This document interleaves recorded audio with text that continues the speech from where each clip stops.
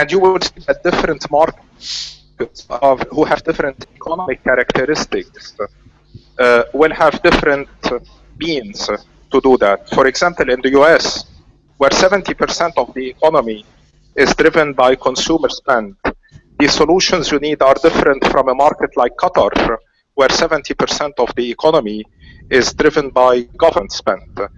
Hence, you will see in the US what triggered the development of digital content and services was really entrepreneurs who were after the first mover advantage, who went into building scale, so recollecting eyeballs, and then attracted the advertising spend. Whereas in markets like Qatar, or even Germany or Korea, what helped trigger the growth in digital content and services was government-sponsored services around e-government, e-edition, and so on. Thank you, Bajay. That was fascinating, and it gives a real glimpse into the different models and the different pace and model of evolution in various regions of the world, with the with parts of Europe and North America seeing a private sector-led evolution and a more government interventionist model in areas such as the Gulf. Just to stick on that subject, Bajay, what would be your model for government intervention in sub-Saharan Africa, for example, where, as Thierry mentioned, we only have, I believe, 3 countries in the top half. Do you have any without wishing to ask you to identify the silver bullet? We know there is not one. Any best practice measures that you believe could be applied relatively painlessly and relatively straightforwardly to address this? Look, we're seeing a number of solutions in sub-Saharan Africa. First of all, government policy in terms of facilitating entrepreneurship innovation in the digital content and service space. We're also seeing some interesting cooperation initiative between global content developers and telecom operators. Case in point, the Internet.org and Facebook Zero initiative. So we're seeing interventions from the government, but also from other players. And I would say the key here is how do the stakeholders cooperate to make it work? Because the government may not involve the telecom operators and without the global players. At the beginning, you need to over-invest in content development. Really, you need to have mass in order to see the creation of a critical mass and a network effect. And this needs players like global content developers such as Facebook, Google, and the others. So we're seeing these cooperation initiatives in a number of markets, complemented by local innovation initiatives in these markets. Local innovation there being key. Robert, I know that you have views on this subject too. What's your view on the role of how far should governments step in and drive this transformation if indeed the private sector can be successful in its own means in certain parts of the world? So thanks, Ali. And by the way, I agree with the comments that it's not either or, it's a combination. So I'm the optimist, as I said, but I'm also impatient. So I'm an impatient optimist, and as a result, we have 5 policy recommendations, or recommended 5 policy actions as part of the work we did this year with the report. And some of those go directly to government, and some are about private sector and government working together, especially in emerging economies. First, there does need to be public resources and incentives for building broadband internet access out to unserved and rural areas. And there is a role for government to do that, especially creating the right incentives, and in some instances having to figure out how to possibly even fund. But most of the investment is from the private sector, but government can facilitate that quite dramatically. Second recommendation is much more within the government's purview, and that is, and one of the most powerful things that I've seen is when schools and classrooms and every student is connected. So we we have as our second recommendation, connecting every school and library to broadband internet service to ensure widespread connectivity within the schools. So that means connecting every classroom.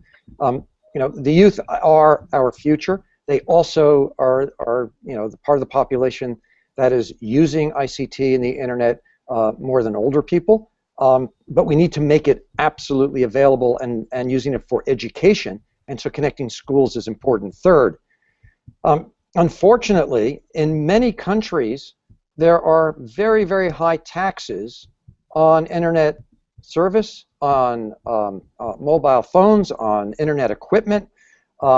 In fact, in some countries, internet services and equipment are treated as luxuries. In some countries, the taxes are so high, they're the same as alcohol or tobacco, what are called sin taxes. Broadband access, internet access is not a sin. It's not a luxury. It's essential. We view, as I've said, broadband access as one of the essential infrastructures along with water, electricity, and transportation, and therefore we shouldn't be taxing it as though it's a luxury or a sin. And there's some really good examples. In Colombia in 2007, Colombia eliminated the excise tax on personal computers. They were previously seen as luxuries for rich people. When they did that over a 2-year period, household adoption of PCs increased 110%. Internet access increased dramatically. Ironically, or maybe it's not ironic, is overall tax revenue went up 83% because of the demand stimulation of more people buying, right? It was so much more activity. So taxes actually went up, even though the tax rate went way, way, way down, and that made it much more affordable. Fourth recommendation, we really need to develop robust ICT training, curriculum, and programs. Bruno, you talked about this. Many people, and Bajat, you did. I mean, a lot of people are not connected because they don't see value, or in some parts of the world they're afraid. Again, part of this is an education function that's a combination of government and private sector. And giving people skills is critical, including things that Cisco and Microsoft and Google, a lot of companies are doing. We have our networking academy. We currently have over 1 million students globally. We've had more than 5 million students go through the program. And then the fifth recommendation is we absolutely have to close the gender gap in ICT. What we see in many countries is that women and girls are not being connected to the internet at the same proportion as the general population or males. And what we also know is that in many countries, when women are connected to the internet, they tend to use it more for education, savings, and other activities that we want to see. And that, again, it's just not acceptable that there is a gender divide in using the internet and broadband. And we believe if those 5 actions are taken, and a lot of those are with the role of government, that we can see the digital divide be closing, we can see more adoption, we can see all of the benefits be distributed much, much more widely. So being impatient, I'd love to see governments adopt these recommendations. Bruno, where do you stand on the patient scale in terms of government? What are you seeing as good ways that they could intervene more effectively? Well, first I'd like to just stress what Bajat said on international cooperation, regional cooperation. This is an area where governments have a key role to play in all parts of the world. And Robert just described very eloquently some of the key policy issues that need to be addressed. So I'd like to add to that 2 elements only. One is that government have a critical role to play in maintaining a healthy balance between competition and regulation, and they have to be imaginative about it. The second one is that the production of a national vision is critically important to convince people that there is value in ICT, private and public sector alike. But this does not necessarily mean an ICT vision. It means that government should know what they want and be able to express it. If the national goal is innovation, if it is economic diversification, if it is competitiveness, it needs to be spelled out. And then the benefits stemming from ICT should be linked to that. The secret of a vision is not to be well articulated, it's in its implementation. As a colleague of mine at the World Bank was fond of saying, a vision without an implementation is called an hallucination. So we can all have visions, but if we want to implement it clearly, identifying the benefits of ICT is going to become more and more important in making it an implementable vision. Thanks, Bruno. I'm going to move on now, and I want to go back to the rankings for a brief time. And I'm going to ask this question to my colleague Thierry. We hear a lot about the middle income trap. It's possibly an abused term, and yet at the same time, we don't see great forward traction. And indeed, we see backwards traction by 3 of the 5 BRICS. We see Russia climbing, we see China holding steady on 62nd. Some of the other larger emerging markets likewise are not producing stellar results in terms of the network readiness index. And indeed, as you mentioned, the faster improving countries tend to be those smaller, arguably more adroit countries that seem to be getting policies correct. Is there a middle income trap? Is it realistic to expect that 5 years from now, the top 10 of the GITR network readiness index could look amazingly different, could be less dominated by European and developed Asian and North American economies? Thanks, Ollie. Well, I'm not sure that there's such a dramatic change within such short time, but we do see some countries, improving quite fast in the rankings, and you have example in the Caucasus, for example, Armenia or Georgia, which are not at the top of the ranking yet, but they've kind of made great strides of 10, 20 places over the past 4 years. We also have examples in Central America, where Costa Rica and Panama, I mentioned them before. They've been really leapfrogging in the rankings. When it comes to the large economies and the BRICS in particular, it is indeed a concern that they've not been able to connect or to harness technology in order to sustain the growth momentum. And I mean, all these countries are at very different stages of development. Brazil is much richer than India, but I think there is a bit of a complacency, like Sumitra was mentioning, in those countries, where they've been busy, addressing some of the basic issues like infrastructure, health, or education, but they've maybe failed to see the potential of ICT in bringing growth and sustaining growth, and some countries have been much better at that. So I think it's the need to realize that ICT plays a critical role in lifting up or driving development, and in India, there is sometimes, the belief that India is this, innovation powerhouse because of Bangalore and a few pockets of excellence. But it turns out that a vast majority of Indians have never gone online. There is a huge part of rural India which is not yet connected. Exact same situation in China. Yes, the coast is extremely well connected and innovative. You have corporate giants in the IT sector which have become leaders in their field globally, but yet you have large pockets of digital poverty persisting throughout the country. Exact same story in Brazil and South Africa, for that matter. So I think that the middle income trap is the risk of this trap is actually magnified by the lack of technological readiness. Thanks, Thierry. Robert, you've talked about the fact that some countries, such as those we just discussed, are going up the rankings, or rather are growing their score, are increasing their network readiness, but they're not doing it fast enough. What's your take on the middle income trap viewed through the lens of our network readiness index? Yeah, so two quick comments. One is, if we fast forward 20 years, we can aspire that every country is going to have a, right? So this is a score. The best you can do is 7, right, Terry? So yes. It'd be great if every country is above 6 because there's no country there today. You know, a handful, 2 or 3 countries are at 6.04 or something, right?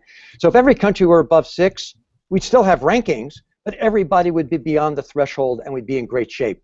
That is what we should aspire to. So you know, if we fast forward 20 years, I'm less concerned about relative ranking rather than absolute score in terms of the ability for countries to transform and use the ICT, you know, connectivity to transform their economies and societies. So that, in my mind, that's what we should aspire to. But, you know, going to this middle income trap, you know, where, by the way, China improved in its absolute score, but it stayed the same at 62nd. As more countries see this as important, they're going to be improving, and the improvement, it is about speed of improvement. And there is another point which, you know, Bruno has made, and I love it. It's, you know, this is really too important just to leave to the techies, right? Because it's a lot of it is on the demand side. It is about the education. It's about the value that comes from not just, you know, deployment and adoption and, you know, usage, but it's integration. How do we use the ICT in our daily lives and business and education? That's where we get the value.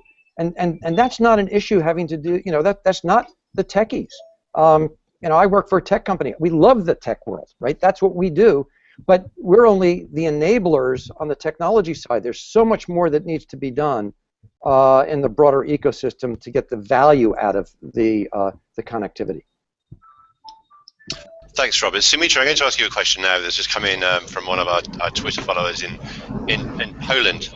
Poland is the GDP growth leader in Europe, but yet it comes very low in the rankings, and it's a country that avoided the recession, says Simon, and that's correct. So how do we rationalize that? How do we justify Poland's economic overachievement with the fact that from the perspective of our index, that it still has a lot of work to do to really reach the kind of impacts from technology that it could be reaching? Yeah, so, you know, clearly every country's trajectory is unique and is, you know, it's different in a way. If I look at the rankings for this year, I think Poland has improved its ranking from 54 last year to 50 this year. So there is progress that is also reflected in the Network Readiness Index. Now, having said this, you know, I refer back to a lot of the issues that were raised earlier by my colleagues on this panel. Progress economically, progress from a development point of view is a function of multiple attributes, and technology is one of the key attributes, but it's not the only attribute. So I think Poland has to continue to make good progress on the various dimensions, and I certainly do hope that its overall ranking will rise and will continue to improve as the economy and its economic development trajectory also keeps on improving. Thanks, Sumitra. Let's stay in Europe. Actually, we spend a lot of time talking about the emerging and developing world, but I'm quite keen to actually have your thoughts and anyone else on our panel on what next for the star players in our index, of the Singapores, the Nordics, the United States. We're seeing a high level of impact from the technology, both societally and economically. What should be the priorities for them? I'm guessing you're not going to say that it's time to be complacent. I guess you're going to tell me there's still much work to be done. But where should those countries be specifically looking at to continue their momentum? So, you know, clearly the leaders in our rankings from around the world, not just only in Europe and in Asia, you know, they are doing many things right. So let's acknowledge and recognize the fact that most of them have done and implemented a number of actions correctly for the last, you know, couple of decades, or in some cases even beyond that. So their position is not a mere accident today. So it's a result of a lot of good work. And the first recommendation really is that they should continue on that path of doing a lot of the good policy developments, a lot of the good infrastructure developments that they've been investing in over the last 10 years or beyond. The other recommendation that I would make for these economies is that they are really leaders and they're pioneers and they're innovators. And what is happening today is we are reaching a stage at which technology is transformational for companies, it's transformational society, transformational government. And I think these economies should really push the pedal and accelerate the pace of transformation if they really want to be true leaders and global pioneers in the various domains that they intend to dominate. So for me, focus on transformation, which is very much linked to impact. Focus on the various elements that drive a successful transformation, including the human dimension, including the policy dimension, including the institutional framework dimension, all key aspects on which I would recommend that these economies, or the leaders of these economies, continue to focus on in the coming years. Now we're coming to a close now. We have very little time left, but before we do close this session, I'm very keen to ask all of you on the panel your thoughts on how to give me one great example of that you've seen over the past 12 months of impact really being achieved either societally or economically through IT. And I'd also like you to each give me one priority, if we could achieve one thing in the coming 12 months, one thing which takes forward the digital dividend, brings it nearer to people or increases impact. Please give me that as well. Robert, I'm going to ask you to kick off proceedings. Sure. So one of the countries we talk about BRICS, Mexico, because if you take a look at the economics of Mexico, it's right there with the BRICS. Mexico jumped 10 points within the last year, 10 rankings among countries, and increased significantly its absolute score. And part of that is, very frankly, the investment that's being made in building out broadband, building out internet access in Mexico as a result of some of the regulatory competition reforms that we've been talking about today. So that's one very concrete example where some what might appear to be minor changes have a huge impact, and I think that's been quite important. In terms of some specific things within the next year that can be done, there are a couple of levers that I've already talked about that governments can make some very specific decisions. They can make them very quickly, and they can make a difference very quickly. And I'm not going to repeat them. I've already talked about those. Thanks very much, Bajat. What's your sense working in the field of telecoms and media and technology in the Gulf, but also further afield? Look, two comments. First of all, going back to Robert's optimism, I'm also optimistic when it comes to emerging markets advancing terms of AI and digitization. I go back to the example of Qatar. In 2001, when we started the NRI, Qatar was lagging Arab countries on the NRI. It was really in the last quartile. And within 10 years, Qatar became number one. Actually, last year it was leading the Arabs on the NRI, and this year it's among the top 2 or 3. So this is an example where within 12 years, a country was able to move from being a laggard to being a leader in its category.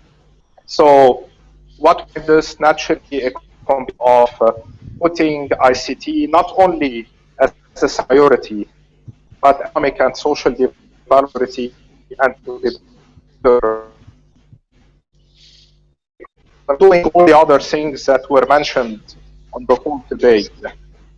The other thing I want to emphasize on is the digital dividend question. Today, from the telecom world, a telecom operator can reduce its capex efficiency or increase its capex efficiency by 3 when deploying LTE versus second generation mobile networks.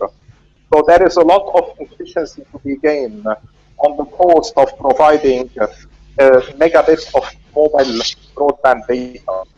So addressing the digital dividend is key. It will help change the economics of the equation and make mobile broadband much more affordable to many of those who are not connected today.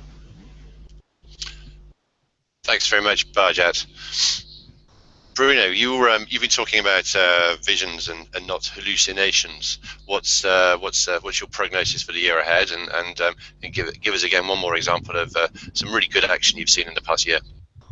Well, one of the things that I find exciting, because it makes us even more optimistic and even more impatient than Robert is today, is the success of Mauritius. Mauritius shows that the sub-Saharan economy can move up. It's now 45th, still improving its score of last year. And I'm quite fascinated by the similarities between the champion of this year, Singapore, and Mauritius. Both are small island countries, and there is no reason why Mauritius should not follow the path opened by Singapore. One of the typical similarities I see between these two economies is not just in the determination of the government to say ICT is important, it can help us bring a more inclusive kind of dynamic society. It's in the fact that those two countries are very open societies. They're multicultural, multi-ethnic, multi-confessional societies. And it seems that there is a recipe for success there. If we want to use global open communication, we have to use not only open economies, be open to trade, open to investment, open to technology, but also cultivate our open minds. And what I've seen both in Singapore and in Mauritius tell me that there are clearly success stories we can build on. Thanks, Bruno. Sumitra, over to you in New York for your closing thoughts. So in fact, I have a very good example of a key transformation that has enabled a technology that's happening right now in New York City.